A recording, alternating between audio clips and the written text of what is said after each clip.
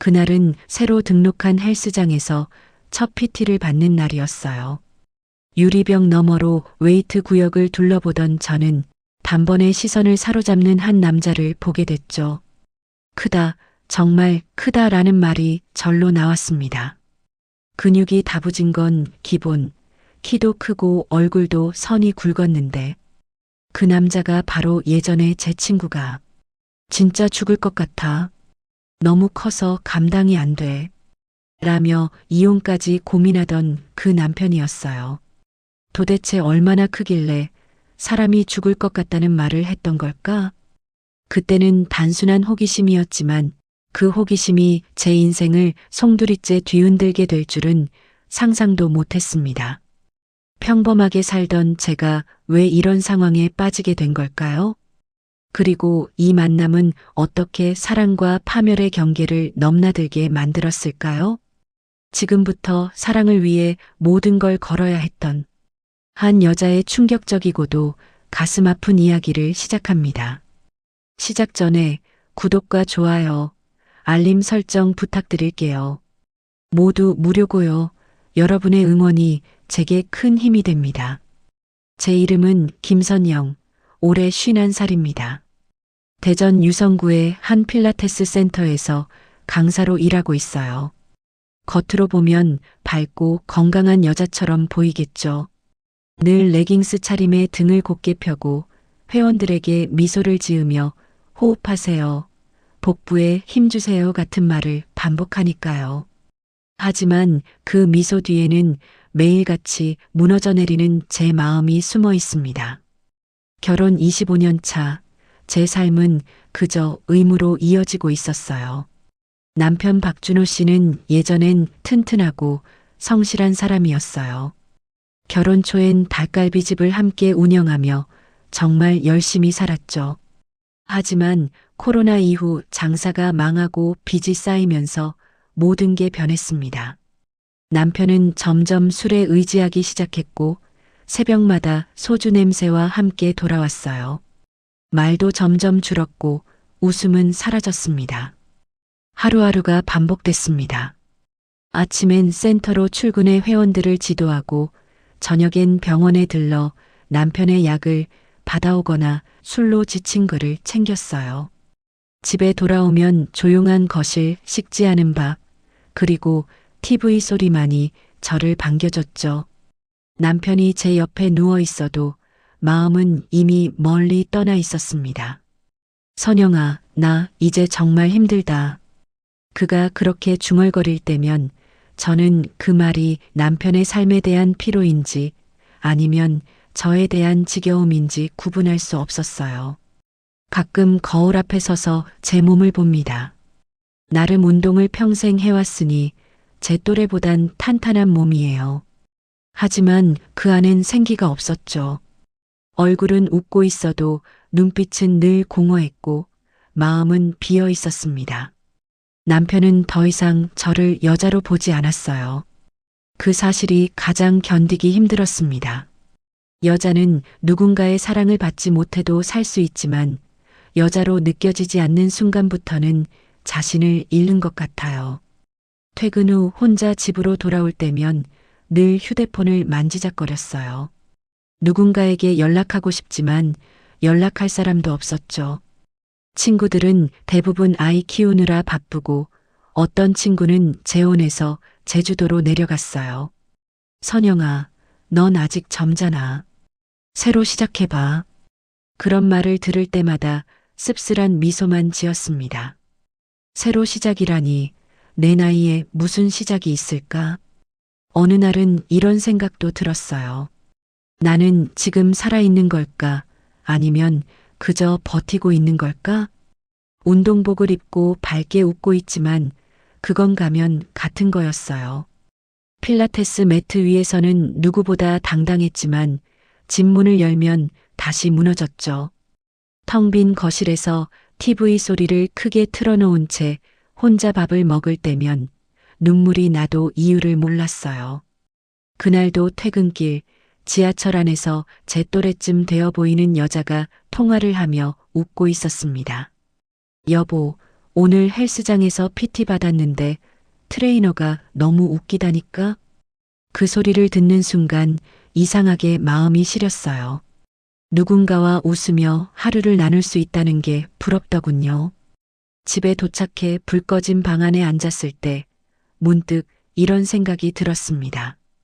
언제부터 나는 웃음을 잃었을까? 그리고 깨달았죠. 내가 이렇게 버티며 사는 이유는 누군가에게 여전히 괜찮은 여자로 보이고 싶어서였다는 거리요. 그날 밤 침대에 누워 휴대폰을 켰어요. 검색창에 무심코 새로운 인연, 필라테스 회원 모집, 헬스장 PT 등록 같은 단어를 쳐봤습니다. 아무 이유 없이 단지 무언가 변화를 주고 싶었어요. 그런데 그 작은 호기심이 제 인생을 완전히 뒤집어 놓을 줄 그때는 정말 몰랐습니다. 제 남편 박준호는 올해 58입니다. 결혼 초반엔 누구보다 성실했어요. 이른 새벽부터 장을 보고 식당 문을 열고 밤늦게까지 주방에서 땀을 뻘뻘 흘리며 일했죠. 닭갈비 하나로 시작해 언젠가는 프랜차이즈를 내보자는 게 남편의 꿈이었습니다. 저도 그런 남편이 자랑스러웠어요. 하지만 세상이 그렇게 호락호락하지 않았죠. 인건비는 오르고 물가는 치솟고 엎친 데 덮친 격으로 코로나가 터졌습니다. 손님은 하나둘 끊기더니 결국 몇 달을 버티지 못하고 문을 닫았어요. 그날 남편은 식당 간판을 떼어내며 울었습니다. 사람들이 다 보는 거리 한복판에서 그 넓은 어깨를 떨며 훌쩍이던 남편의 모습이 지금도 눈에 선해요. 그 뒤로 남편은 사람을 피하기 시작했습니다. 낮에는 커튼을 닫고 집안에 틀어박혔고 밤이면 편의점에서 소주 2병을 사와선 말없이 마셨어요. TV는 켜놓았지만 집중은 안 되고 말을 걸어도 대답은 늘 됐어 아니면 피곤해였죠. 그러다 어느 날 남편이 거실에서 쓰러졌습니다. 혈색은 잿빛이었고 몸에선 알코올 냄새가 진동했어요. 급히 병원에 데려갔더니 의사는 단호하게 말했죠. 간 수치가 위험합니다. 바로 입원하셔야 합니다. 진단명은 알코올성 간경화. 이미 병이 꽤 진행된 상태라고 했어요. 그날부터 제 하루는 달라졌습니다. 아침 7시에 센터에 출근해 세계 타임 수업을 마치고 간신히 숨 돌릴 틈도 없이 병원으로 향했어요. 남편의 병실 침대 옆에 앉아 죽이라도 떠먹여 놓고 나면 이미 해가 지고 있었죠. 가끔은 남편이 자는 틈에 핸드폰을 들여다봤어요. SNS에선 누군가가 커플 여행 사진을 올리고 어떤 친구는 우리 신랑 퇴근길에 꽃다발 사왔어요 라며 자랑했죠. 그걸 보며 부러운 감정보다 먼저 그 모든 게 나와는 상관없는 세계 같았어요. 남편은 입원 중에도 술을 찾았습니다. 나 그냥 집에 갈래. 여긴 답답해. 의사는 단호했지만 남편은 병실 벽만 바라보며 텅 빈 눈으로 말했어요. 선영아, 나 이렇게 살고 싶지 않아. 그 말이 참 잔인하게 들렸어요. 그래, 나도 이렇게 살고 싶지 않아. 하지만 당신만 아픈 게 아니라 나도 아프다고 누군가에게는 위로받고 싶다고 그렇게 외치고 싶었어요. 하지만 말하지 않았습니다. 저는 늘 그래 왔으니까요. 묵묵히 참고 버티고 어깨 펴고 웃으며 살아야 한다고 스스로를 타일렀으니까요. 그러던 어느 날이었어요. 퇴근길 병원에서 남편을 돌보다가 집으로 돌아와 현관문을 닫는 순간 갑자기 숨이 턱 막혔습니다. 거울을 보니 제 얼굴이 너무 낯설었어요. 피부는 푸석했고 눈 밑엔 다크서클이 내려앉아 있었고 무엇보다 눈빛이 죽어 있더군요. 나 언제부터 이렇게 된 거지?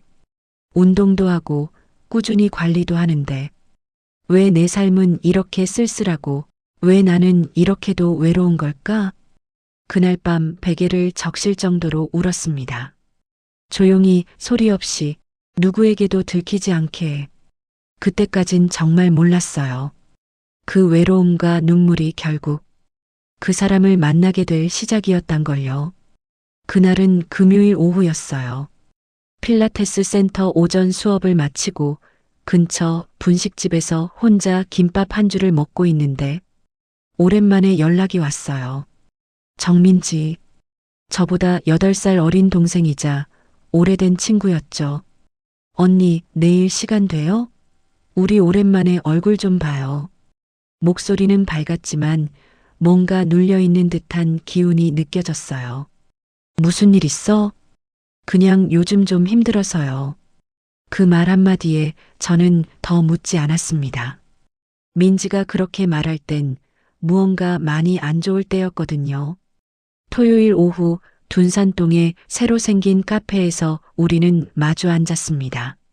살 빠졌네? 제가 먼저 말을 건넸고 민지는 억지로 웃었죠. 언니도 여전히 예뻐요. 필라테스 계속하시죠? 서로의 안부를 나누는 시간은 오래가지 않았습니다. 민지는 계속 뭔가를 망설이는 눈치였거든요.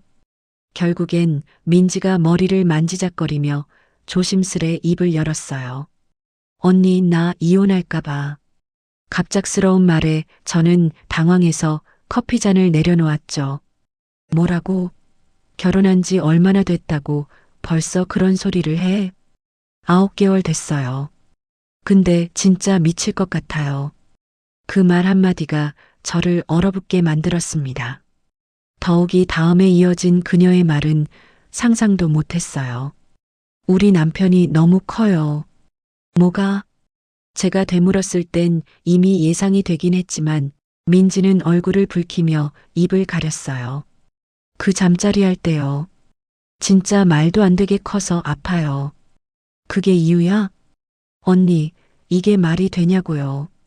첫날 밤에도 울었어요. 다음 날은 아파서 일어나기도 힘들었고요. 근데 남편은 그걸 모르고 계속 원해요.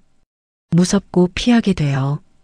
그녀는 커피잔을 꼭 쥔 채 눈시울을 붉혔어요. 병원도 가봤는데 적응하라는 말밖에 없어요. 언니, 나 진짜 죽을 것 같아요. 남편이 나쁜 사람은 아니에요. 근데 너무 크니까 감당이 안 돼요. 저는 그런 민지를 위로해야 했습니다. 그게 친구니까요. 하지만 솔직히 말하면 그때 제 안에서 이상한 감정 하나가 불쑥 올라왔어요. 도대체 얼마나 큰 걸까? 민지는 죽을 것 같다고 했지만 저는 그 말이 묘하게 자극적이었어요. 그동안 저를 여자로 대해주지 않던 남편, 건강 악화로 부부관계도 오래전 끊긴 남편과의 살. 그 공허함 속에서 민지의 그 말이 너무나도 선명하게 머릿속을 파고들었습니다. 집으로 돌아오는 길, 저는 민지의 말만 되뇌고 있었어요. 너무 커서 미치겠어, 감당이 안 돼. 심장은 빠르게 뛰었고 머릿속은 그 남자에 대한 궁금증으로 가득 차 있었죠. 민지의 남편 이름이 뭐였더라? 아, 강태호. 예전에 결혼식에서 본 적 있었던 그 남자. 키도 크고 체격도 좋고 사업도 잘한다고 했었죠. 도대체 그 남자가 얼마나 큰 걸까? 그때부터였어요. 저는 이상하게 걷잡을 수 없이 그 남자에게 끌리기 시작했습니다. 집으로 돌아오는 길, 카페에서 나눈 민지의 말이 자꾸 머릿속에서 맴돌았어요. 언니, 너무 커서 미칠 것 같아요. 단순한 하소연이었고 민지에겐 고통스러운 현실이었을 텐데 저는 그 말을 자꾸 곱씹게 되더라고요. 처음엔 웃으려 했어요. 설마 얼마나 크길래 이혼까지 생각하겠어? 그건 그냥 조금 과장된 표현일 거야 싶었죠. 그런데 아니었어요. 민지의 얼굴이 정말 심각했으니까요. 그녀의 눈밑은 퀭했고 말끝은 떨려 있었어요. 부끄러움과 두려움이 섞인 눈빛. 그게 오히려 더 실감 나게 만들었죠. 그리고 그때부터였어요. 제 안에 묘한 감정 하나가 자라나기 시작한 건 그 남자 얼마나 큰 걸까? 단순한 호기심이었을까요? 아니면 그동안 아무것도 느끼지 못한 제 안의 욕망이 그 한 문장에 자극을 받은 걸까요? 남편과 마지막으로 부부관계를 가졌던 게 언제였더라? 3년 전? 아니, 4년은 넘었을지도 모르겠네요. 그때도 별 감흥 없이 끝났고 그 후로는 아예 그런 일 자체가 사라졌어요. 병원 침대에 누워 점점 말라가는 남편을 보며 나는 이제 여자로서 끝났구나 싶었죠. 그런데 민지의 그 말이, 그 남자의 거대함이 마치 제 안에 잠들어 있던 본능을 흔들어 깨우는 것만 같았어요. 정말 죽을 만큼 큰 게 어떤 느낌일까? 그런 걸 느끼면 내 안에 비어 있는 게 잠시라도 채워지지 않을까? 스스로도 놀랄 만큼. 그날 밤 저는 민지의 남편 강태호 씨를 검색하고 있었습니다. 강태호 레스토랑, 대전 외식업 사장 강태호. 희미하게 기억나는 단서들을 조합해 SNS를 뒤졌어요. 그러다 결국 한 장의 사진을 찾게 되었죠. 검은 운동복에 민소매 차림, 팔뚝 근육이 봉긋하게 솟아있고 선글라스를 낀 얼굴엔 남성적인 선이 강하게 느껴졌어요. 주변 사람들과 찍은 단체 사진인데 태호 씨는 확실히 그 안에서도 유난히 크고 또렷했어요. 그 순간 심장이 철렁 내려앉는 것 같았습니다. 이런 사람이 민지의 남편이었구나. 결혼식 때 스쳐 지나간 그 얼굴이 이제는 또 다른 의미로 다가왔죠. 정말 미친 짓이라는 거 알았어요. 친구의 남편을 이렇게 검색하고 있다는 것, 그 자체로 죄책감이 밀려왔습니다. 하지만 이상하게도 후회나 자책보다 먼저 짜릿한 감정이 저를 덮쳤어요. 사진 속 남자는 너무 멋졌고 너무 커 보였고 무엇보다도 너무 남자였어요. 남편에게선 한 번도 느껴보지 못한 어떤 강한 에너지. 그게 사진 너머로 전해지는 듯했죠. 순간 저도 모르게 화면을 확대해서 그의 손을 바라봤어요. 굵은 손가락, 선명한 핏줄, 단단한 손목. 저 손이 민지를 괴롭혔다는 거야? 그런 상상은 안 해야 했는데 이미 제 머릿속은 멈출 수 없었어요. 안 돼. 이건 아니야. 저는 휴대폰을 탁 내려놨어요. 그저 피곤해서 그래. 잠깐 흔들린 것뿐이야. 스스로를 타이르며 불을 끄고 누웠죠. 하지만 그날 밤 눈을 감아도 그 남자의 모습이 자꾸 떠올랐어요. 그리고 그 크기, 그 모든 것이 머릿속을 가득 채웠습니다. 아침이 되어서도 그 감정은 가라앉지 않았어요. 아니, 오히려 더 짙어졌습니다. 그게 단순한 호기심이 아니라 욕망의 시작이었다는 걸. 그때는 인정하지 않으려 했지만 이미 늦은 거였죠. 강태호. 이름을 정확히 기억하게 된 건 민지가 무심코 흘린 말 때문이었어요. 언니, 우리 신랑 요즘도 매일 운동만 해요. 무슨 헬스장이 인생의 전부처럼 굴어요. 어딘데? 그렇게 자주 가? 그 탐방동에 있는 프라이미트니스? 거기만 다녀요. 몇 년째 죽자고 하더라고요. 그 말을 듣는 순간 저는 애써 무심한 척 고개를 끄덕였지만 심장은 이미 두근거리고 있었어요. 프라이미트니스. 그 이름이 머릿속에 콕 박힌 채 집으로 돌아왔고 그날 저녁 저는 결국 그 헬스장 홈페이지를 찾아 들어갔습니다. 사진 속 강사들과 내부 시설, 등록비 안내, 시간표, 그 모든 정보는 제게 아무 의미가 없었어요. 오직 하나, 그 남자가 이 공간을 매일 드나든다는 사실, 그거 하나가 저를 이끌고 있었죠. 내가 지금 무슨 짓을 하는 거지? 검색창을 열고 문의글을 쓰고 위치를 확인하면서 수없이 그렇게 자문했어요. 하지만 손은 멈추지 않았고 결국 다음 날 저는 그 헬스장 3개월 등록을 끝내고 돌아서고 있었습니다. 환영합니다. 오전엔 사람이 적고요. 오후엔 직장인들 많으세요. 직원은 친절했고 등록 카드에는 제 이름 김선영이 또박또박 적혀 있었죠. 헬스장을 나오며 가방을 매는 순간 마치 내가 어떤 위험한 장소에 입장한 것 같은 기분이 들었어요. 민지 얼굴이 스쳐 지나갔고 남편의 병실에서 들리던 산소기계 소리도 떠올랐죠. 하지만 그 모든 걸 밀어낼 만큼 제 안엔 오랜만에 느껴보는 설렘이 피어오르고 있었습니다. 숨겨두었던 욕망이 드디어 방향을 찾은 듯이요. 첫날은 일부러 오전 시간대에 갔어요. 혹시 마주치게 될까 긴장감이 온몸을 휘감았죠.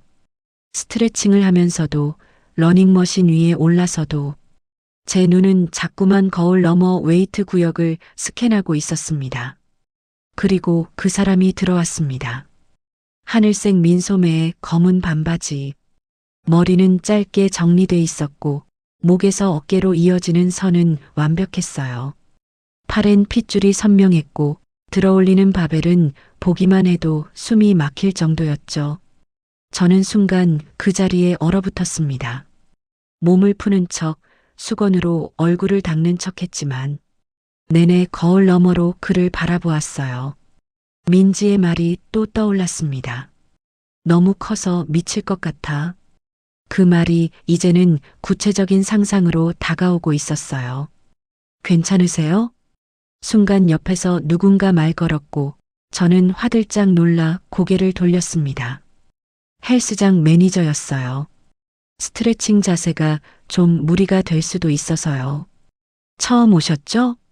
아, 네, 처음이라 좀 긴장했어요.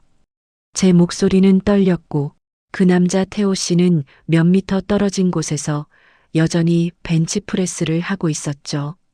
그 순간 그가 고개를 들고 저와 눈이 마주쳤습니다. 딱 1초. 하지만 그 짧은 시선이 저를 꿰뚫고 지나가는 것 같았어요. 심장이 미친 듯이 뛰었고 손바닥엔 식은땀이 고였죠. 그날은 프라이미트니스에 등록하고 처음 나간 날이었어요. 처음이니까 가볍게 러닝머신만 타다 오자 그렇게 마음을 다잡고 있었는데 문을 열고 들어서는 순간 제 눈이, 아니 제 심장이 먼저 멈췄습니다. 입구 쪽에서 나와 정면으로 걸어오는 한 남자. 키가 크고 어깨가 넓고 무엇보다도 그 안에서 단단하게 차오른 힘 같은 게 느껴졌어요. 사람들이 많은 공간 안에서도 그 남자는 유난히 또렷했고 그 순간 저는 본능적으로 느꼈습니다. 아, 저 사람이다. 검은 반팔 티셔츠에 회색 트레이닝 팬츠, 허리엔 수건을 걸치고 있었고 목덜미엔 땀이 맺혀 있었어요. 팔에서 이어지는 핏줄, 움직일 때마다 근육이 살아 움직이는 그 선들. 이건 TV에서 보는 피트니스 모델이 아니라 현실 속의 생생한 남성이었죠. 그리고 그가 저를 봤습니다. 딱 1초. 정말 한순간이었지만 그 눈빛은 이상하리만치 따뜻했어요. 날카롭거나 무례하지 않고 낯선 사람을 스쳐 지나가는 무심한 시선과도 달랐죠. 그 짧은 눈맞춤에 제 심장이 미친 듯이 요동쳤습니다. 숨이 턱 막혔고 손바닥엔 차가운 땀이 맺혔죠. 저는 본능적으로 눈을 피했어요. 괜히 민망했거든요. 그런데도 머릿속은 자꾸 그 남자의 눈, 그 어깨, 그 걸음걸이만 되뇌고 있었어요. 태호, 강태호, 민지의 남편. 너무 커서 감당이 안 되라던 그 말 속 주인공. 이름 하나 붙이지 않았으면 그저 멋진 남자일 뿐이었을 텐데 이제 그를 볼 때마다 저도 모르게 그곳을 상상하게 되는 거예요. 그가 움직일 때마다 옷 사이로 스치는 실루엣, 머리 위로 들어올리는 아령의 각도, 굽히는 허리. 모든 게 자극적이었어요. 처음 오셨죠? 갑자기 뒤에서 들린 목소리에 깜짝 놀라 돌아보니 헬스장 트레이너 한 명이 말을 걸었습니다. 네, 조금 전에 등록했어요. 아, 혹시 오전반? 요즘 사람 좀 많긴 한데 괜찮으시겠어요? 네, 그냥 가볍게만 할 거라서요. 대답은 했지만 제 시선은 이미 그쪽을 향하고 있었어요. 강태호 씨는 케이블 머신 앞에서 어깨를 풀고 있었고 가끔 거울을 통해 우리 쪽을 흘끗 바라보는 것 같기도 했죠. 아니야, 설마. 저는 고개를 숙였어요. 하지만 동시에 혹시 나를 기억했을까? 결혼식 때 스쳐 지나간 기억이 있을까? 그런 터무니없는 상상도 하고 있었습니다. 운동은 하나도 안 되고 심장만 계속 두근거렸어요. 그리고 운명처럼 그가 저쪽에서 걸어오기 시작했습니다. 거리는 점점 좁혀졌고 저는 본능적으로 러닝머신의 속도를 줄였죠. 그가 제 옆을 지나칠 때 잠깐 멈춰서더니 조용히 말을 건넸습니다. 처음 뵙는 분이네요. 오늘 등록하셨어요? 낯설지 않은 목소리, 단단하면서도 부드러운 음색. 그의 눈동자가 저를 똑바로 바라보고 있었어요. 그 순간 제 안에서 무너지는 소리가 들렸습니다. 모든 이성과 도리와 윤리 같은 것들이 일순간에 흔들리기 시작했죠. 운동 처음이세요? 그가 그렇게 물었을 때 제 심장은 잠시 멎는 줄 알았습니다. 짧은 문장이었어요. 그저 인사치레일 수도 있었죠. 하지만 그의 눈빛은 분명했어요. 낯선 이를 향한 호기심과 호해, 그리고 아주 살짝 묘한 관심. 내 딱 보면 아시겠죠? 저도 모르게 웃으며 대답했어요. 목소리가 떨리진 않았는지 모르겠어요. 가슴은 요동치고 있었거든요. 괜찮아요. 저도 예전에 처음 올 땐 무릎에 힘 다 풀리고 벤치에서 굴렀어요. 그가 웃으며 말하자 저도 덩달아 웃게 됐죠. 처음이었어요. 이렇게 누군가와 눈을 맞추고 그저 일상적인 말 한마디로 가슴이 뛰는 건 정말 오랜만이었어요. 혹시 PT는 아직 안 받으시죠? 네. 그냥 혼자 하려고요. 그럼 제가 도와드려도 될까요? 그 말에 저는 몇 초간 아무 말도 못했어요. 민지의 남편. 내가 절대 넘지 말아야 할 선 너머에 있는 사람. 그런데 너무 자연스럽게 내 앞에 손을 내밀고 있었어요. 괜찮으시면 뭐네.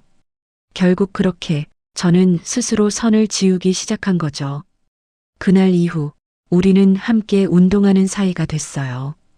그는 제가 기구를 어떻게 써야 하는지 알려줬고 자세를 잡아줬고 스트레칭할 땐 제 팔을 천천히 들어주기도 했죠. 그 손길이 거칠지 않았지만 절대 가볍지도 않았습니다. 어느 날은 제가 런지를 하다가 균형을 잃었는데 그가 허리를 받쳐줬어요. 등 뒤에서 느껴지는 단단한 팔, 숨소리가 가까이에서 느껴졌고 순간 저는 몸을 굳힌 채 얼어붙었죠. 괜찮으세요? 그가 제 어깨 위에 손을 얹으며 묻자 저는 고개를 끄덕이며 말했어요. 네, 괜찮아요. 그냥 잠깐 어지러워서요. 하지만 괜찮지 않았어요. 그날 이후로 그의 손길이 스칠 때마다 제 안에 뭔가가 자꾸 흔들렸습니다. 운동이라는 명분 아래 우린 점점 가까워졌어요. 운동 후엔 헬스장 내 카페에서 함께 쉐이크도 마셨고 그는 늘 저보다 5분 정도 일찍 와서 러닝머신을 예열하고 있었죠. 그걸 멀리서 보는 것만으로도 제 하루가 설레임으로 시작되곤 했어요. 선영 씨는 왜 운동 시작하셨어요? 어느 날 그가 조심스레 물었죠. 저는 그 질문에 대답하지 못했어요. 정확히 말하면 솔직하게 말할 수가 없었죠. 당신 때문이에요. 민지가 말한 그 너무 커서 미칠 것 같다는 남자, 당신이 어떤 사람인지 알고 싶어서요. 당신의 눈빛, 당신의 손, 당신과 더 가까워지고 싶어서요. 그 말이 목구멍까지 올라왔다가 차마 꺼내지 못했어요. 그냥 제 자신을 좀 돌보고 싶어서요. 그렇게 말했죠. 거짓말은 아니었어요. 단지 진심의 절반만 말한 거였어요. 그는 고개를 끄덕이며 웃었어요. 잘하셨어요. 살면서 꼭 해야 하는 일이 하나 있다면 그건 자신을 돌보는 거죠. 그 말에 왠지 모르게 가슴이 아렸습니다. 어느 날은 등 운동을 알려준다고 했어요. 기구에 앉은 제 뒤로 조심스레 다가와 그가 말했죠. 허리는 곧게, 가슴은 살짝 앞으로 내밀어 보세요. 그 말 한마디에 제 숨이 갑자기 막혔습니다. 아무렇지도 않은 자세 교정이었지만 그가 뒤에 있다는 것만으로도 제 온몸의 신경이 깨어나는 것 같았어요. 그가 제 손 위에 자신의 손을 얹어 케이블 손잡이를 쥐는 각도를 맞춰줄 때 그 감촉이 생각보다 너무나도 선명하게 느껴졌습니다. 차가운 쇠보다 훨씬 따뜻하고 딱딱한 고무보다 훨씬 단단했던 그의 손등. 그 순간 저는 알았어요. 지금 이 감정은 단순한 설렘이 아니라는 걸요. 그는 매일 똑같이 운동하러 오는 사람이었고 저 역시 그저 운동 배우는 회원일 뿐이지만 그 사이에 흐르는 공기가 이상할 만큼 부드럽고 뜨거웠습니다. 수건 여기 두고 가셨어요. 운동을 마친 후 그가 제 땀에 젖은 수건을 들고 와서 건네줬을 때 저는 괜히 놀란 척하며 웃었어요. 아, 정신이 없었네요. 요즘 깜빡깜빡해요. 괜찮아요. 운동하다 보면 가끔 그래요. 힘들진 않으셨어요? 네. 선생님이 잘 알려주셔서요. 그의 웃음은 대단한 유머를 하지 않아도 사람 마음을 녹이는 그런 미소였어요. 세게 웃지 않아도 잔잔한 표정 하나로 상대방을 따뜻하게 만드는 사람이 있잖아요. 그게 태호 씨였어요. 운동이 끝나고 나면 헬스장 카페에 나란히 앉아 단백질 쉐이크를 마시는 게 어느새 우리 둘의 루틴이 되어 있었죠.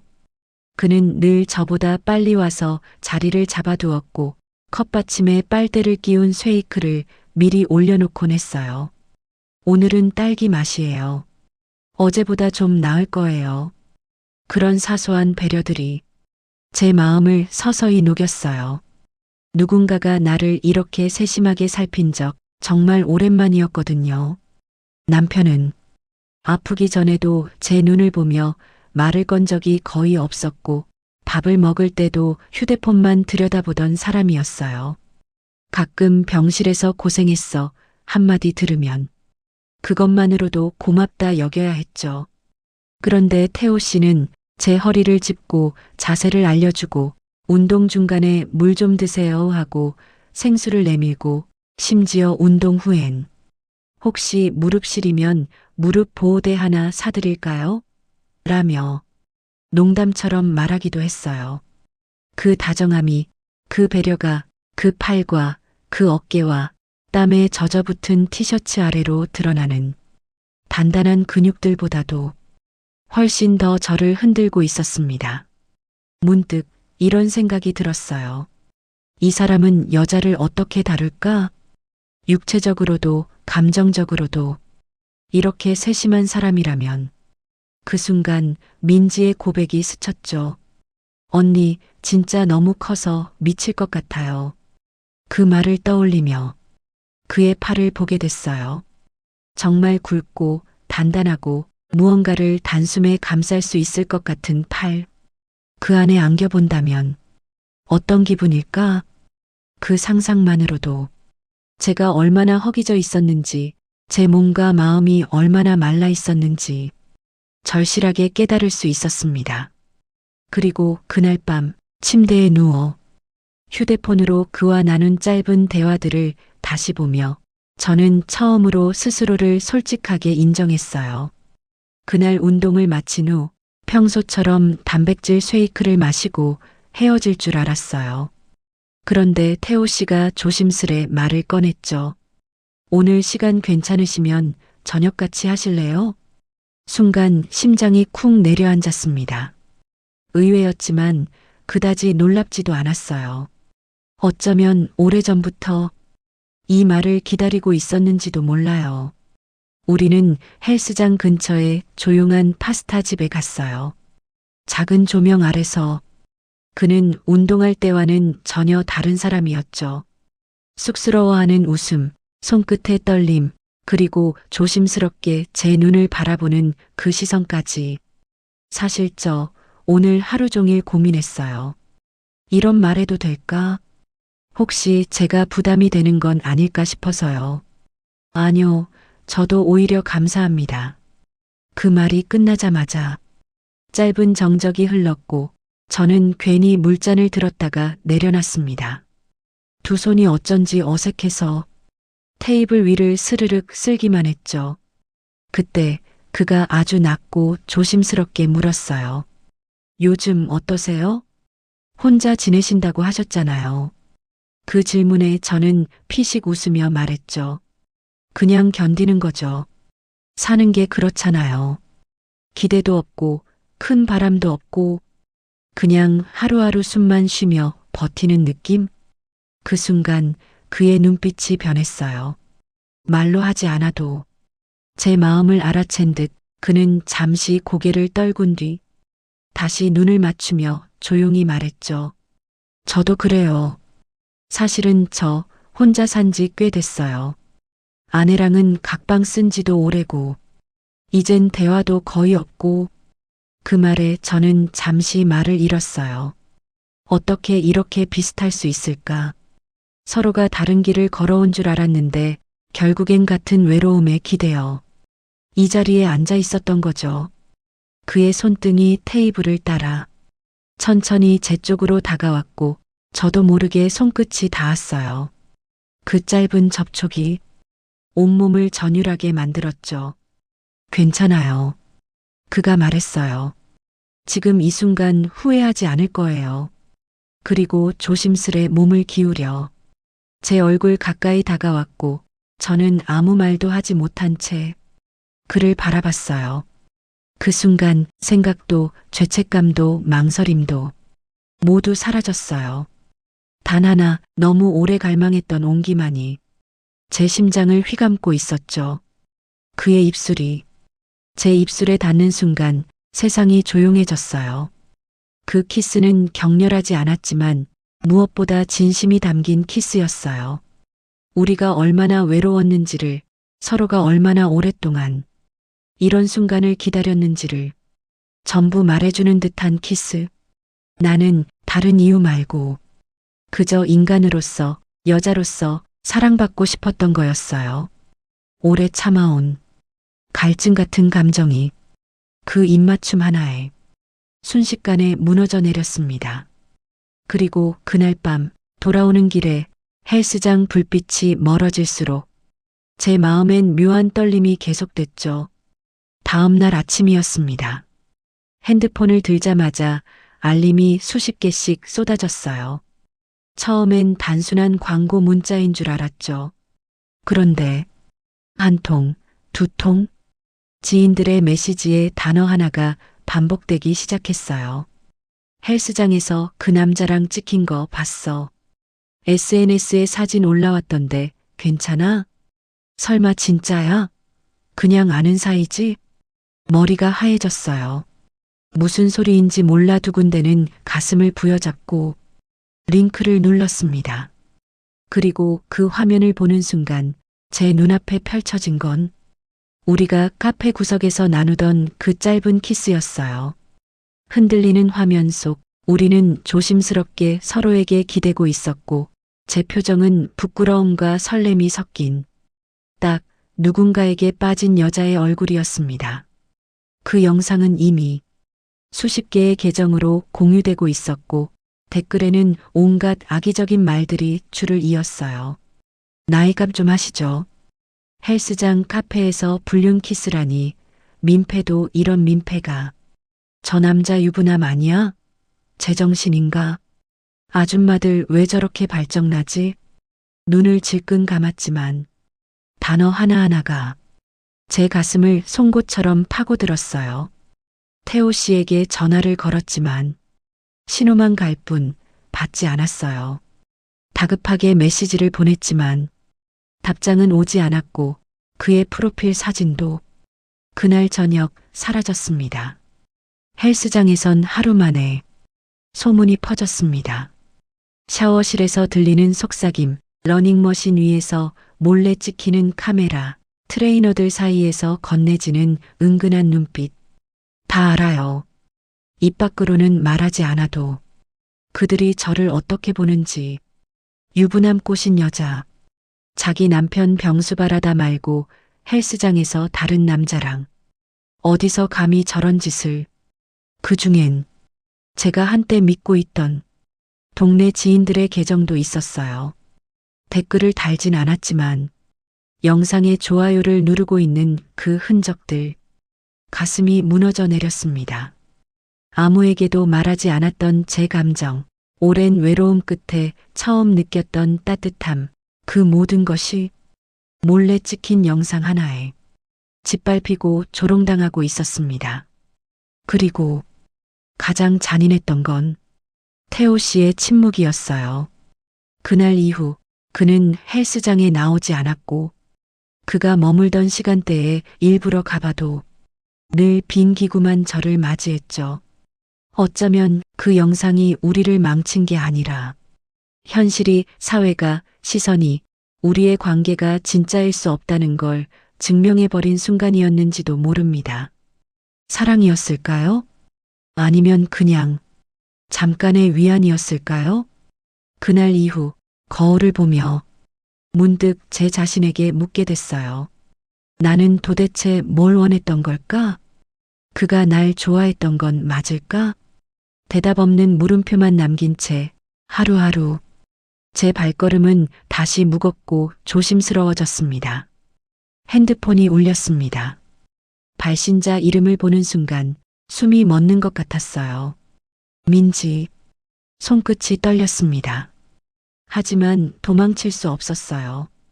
그녀는 이미 모든 걸 알고 있었죠. 언니 정말 그 영상 속 사람이 언니예요? 목소리에는 믿기지 않는 분노와 슬픔이 섞여 있었어요. 입을 열려고 했지만 아무 말도 나오지 않았습니다. 숨이 막혔고 눈물이 먼저 흘러내렸죠. 민지야, 미안해. 그럴 생각은 아니었어. 그럴 생각이 아니었다고요? 언니, 나한테 남편 이야기를 다 했잖아요. 내가 얼마나 힘든지, 얼마나 외로웠는지 다 들었잖아요. 근데 그런 남편이랑 언니가. 그녀의 울음이 터졌어요. 핸드폰 너머로 들려오는 흐느낌이 제 귓속을 찢는 것 같았어요.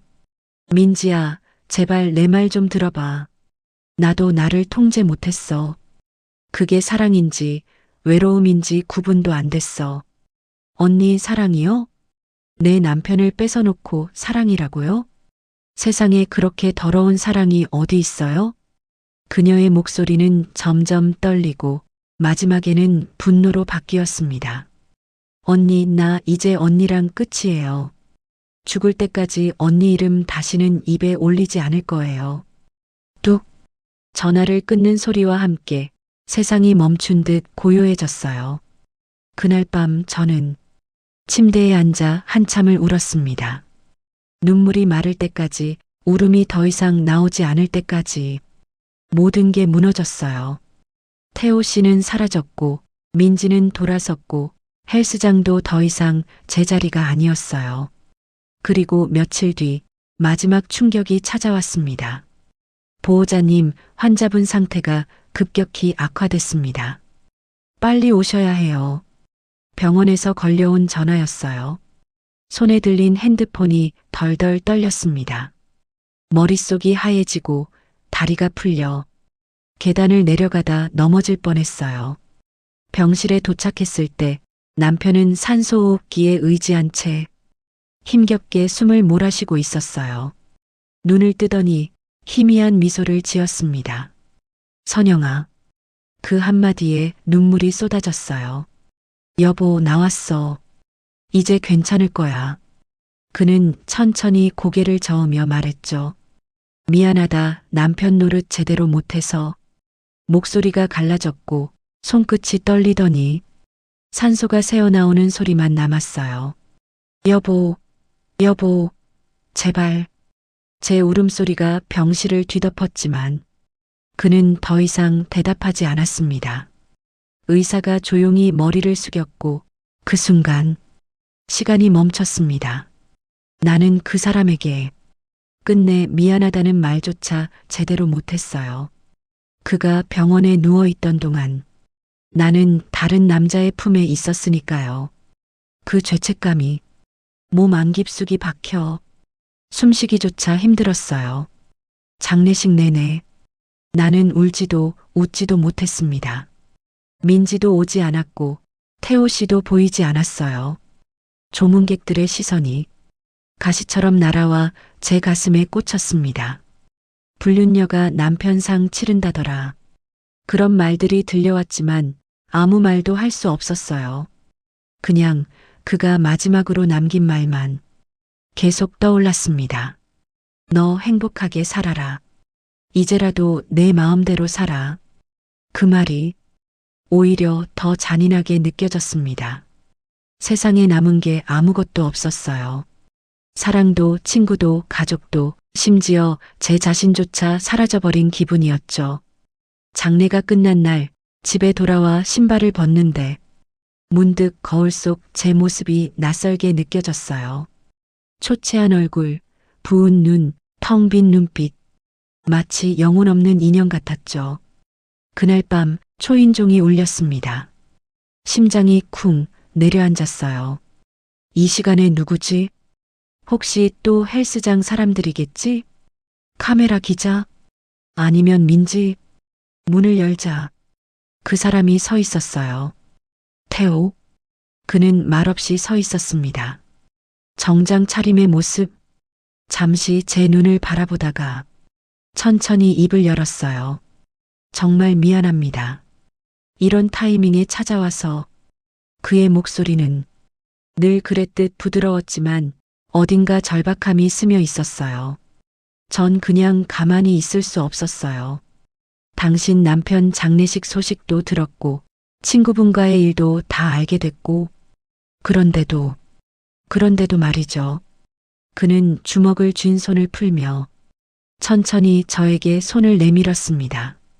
저는 당신을 사랑합니다. 그 한마디가 제 귓가에서 메아리 쳤습니다. 사랑이라니. 지금 이 상황에, 이 시점에 그 단어가 어울린다고 생각하는 걸까? 당신이 날 사랑한다고요? 네. 내가 친구 남편인 당신을 욕망했고 남편이 위독할 때도 그 품에 있었던 나를 지금도 사랑한다고요? 그는 고개를 끄덕였습니다. 나는 내 죄를 평생 안고 살아야 해요. 같이 안고 가면 됩니다. 내가 그 짐을 덜어줄게요. 눈물이 터졌어요. 아무도 저런 말을 해주지 않았어요. 비난, 수치심, 죄책감 속에서 제 존재는 땅에 묻혀 있었는데 그 사람은 그 진흙 속에서도 제 손을 잡아 올려줬습니다. 이기적인 걸 알아요. 하지만 당신 없이는 안 될 것 같아요. 그의 눈동자에 처음 보았던 그 다정함이 깃들어 있었어요. 저를 바라보던 그 첫날의 눈빛처럼 그 순간 저도 모르게 그의 손을 잡았습니다. 나도 이기적이에요. 그럼 우리 둘 다 이기적인 걸로 하죠. 그렇게 우리는 세상이 뭐라 하든 과거에 무슨 낙인이 찍혔든 서로의 손을 붙잡았습니다. 사랑이 죄는 아닙니다. 하지만 사랑엔 반드시 책임이 따릅니다. 그날 이후 저는 더 이상 도망치지 않기로 했습니다. 비난도 시선도 과거도 그대로 끌어안은 채 그 사람과 함께 마지막 사랑을 시작했습니다.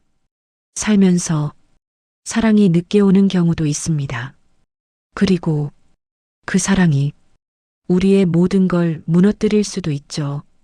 하지만 가끔은 그 무너짐 속에서 진짜 나를 찾기도 합니다. 살면서 사랑이 늦게 오는 경우도 있습니다. 그리고 그 사랑이 우리의 모든 걸 무너뜨릴 수도 있죠. 하지만 가끔은 그 무너짐 속에서 진짜 나를 찾기도 합니다. 그리고 혹시 이 이야기가 당신 마음 한 구석을 조금이라도 울렸다면 구독과 좋아요 그리고 알림 설정도 잊지 말아주세요. 저는 여러분의 공감과 응원이 무너지지 않도록 또 하나의 이야기를 지탱해 줍니다. 아래 댓글로 당신이 생각하는 사랑의 책임은 무엇인지 들려주실래요? 우린 그저 너무 늦지 않았기를 바랄 뿐입니다.